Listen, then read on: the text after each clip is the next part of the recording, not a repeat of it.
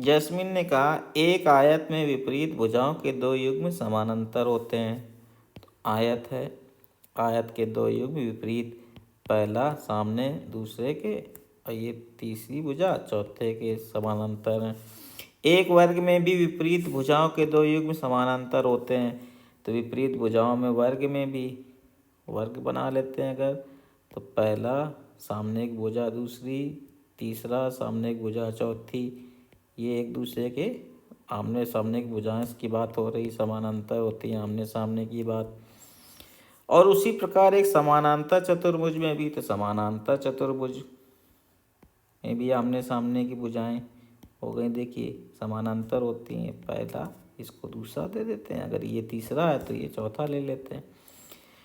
तो इसलिए आयत और वर्ग दोनों ही समानांतर चतुर्भुज होंगे। तो ये कह रहा है कि जो आयत है और वर्ग है दोनों ही क्या होंगे, समानांतर चतुर्भुज भी होंगे। सही बात है। तो जैस्मिन वैन हेले के सिद्धांत के ज्यामिति चिंतन के स्तर पर है। तो किस स्तर पर है, तो यहाँ ज्यामिति के जो स्तर है वैन हेले की ज्योमेट्रिकल थिंकिंग, जहाँ पर लर्नर क्या करता है, अंडरस्टैंड करता है उनके बीच के क्या रिलेशनशिप को। तो यहाँ पे क्या रिलेशनशिप आ जाएगा, यानी कि संबंधों की समझ। आंसर 4।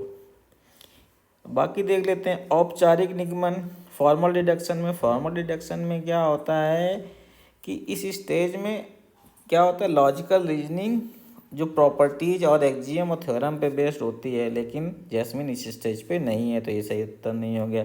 दूसरा दृश्यीकरण, दृश्यीकरण यानी विजुअलाइजेशन।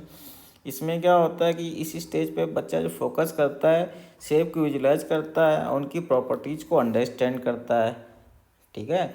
लेकिन जो जैस्मिन की रीजनिंग है वो रिलेशनशिप की बारे में है, विजुलाइजेशन के बारे में नहीं है। तीसरा है विश्लेषण यानी कि एनालिसिस।